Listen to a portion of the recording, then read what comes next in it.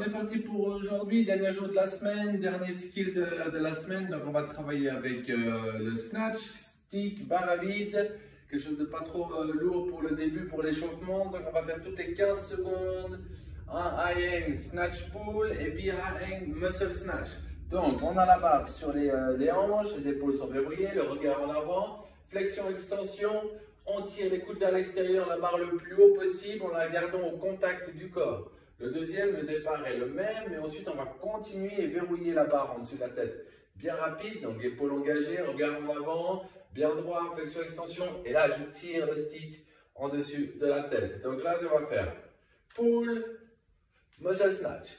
Ça, toutes les 15 secondes. Si vous voyez que c'est assez facile, puis vous sentez que vous avez besoin d'un petit peu plus d'échauffement, vous me faites 2 tours toutes les 15 secondes. Ça ira très bien. Si vous voulez faire les 4 premiers ou 3 premiers tours, barre à vide, et puis rajouter un petit peu de poids si vous avez l'occasion de pouvoir travailler un peu de charge, faites-le pour finir les dernières répétitions avec un tout petit peu plus de poids. La suite, on va faire 3 pauses snatch deadlift et puis un low hang power snatch.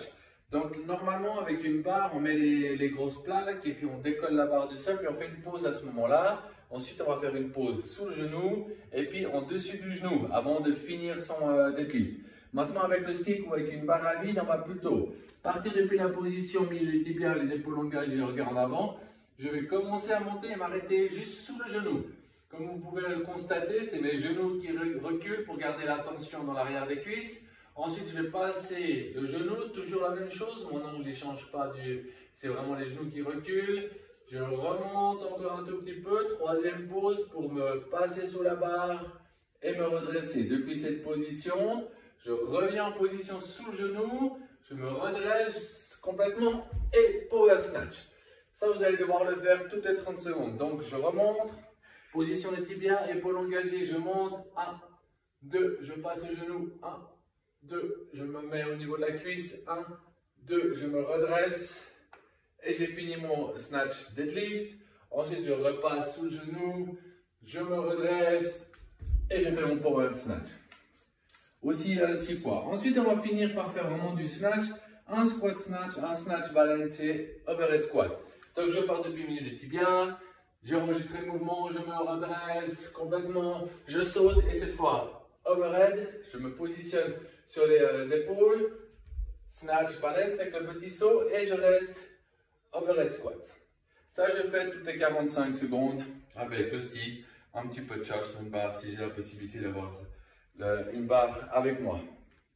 Pour la fin, le petit WOD du jour, comme il ne fait pas très beau avec ce temps, j'ai décidé de mettre un peu travail avec le sac ou avec une barre assez légère ou des dumbbells. On va faire comme ça, on va commencer par 50 snatch. Donc vous partez depuis le sol, hop, on épaule, on met en dessous de la tête, pardon.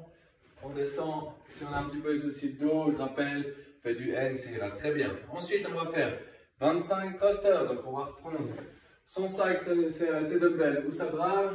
Squat, on pousse en dessus de la tête. Ensuite, on va faire 50 clean and jerk. On part du sol, on épaule, on envoie en dessus de la tête. On descend au sol, on épaule, on envoie en dessus de la tête. Quand j'ai fait mes 50, 25 thrusters. Ensuite, on part depuis la position de hang et puis hang, power clean. Hop, 50. Une phase un petit peu plus facile parce que vous commencez à fatiguer. 25 thrusters à nouveau. Et on va finir par faire des back squats. Donc, vous posez votre sac derrière, squat. Si vous avez une barre ou même avec le sac, si vous êtes assez souple, vous pouvez faire overhead squat. C'est pas trop mon cas, c'est pas très joli.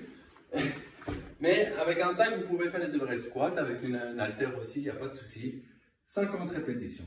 Voilà, ce sera tout pour le training aujourd'hui. Bon entraînement!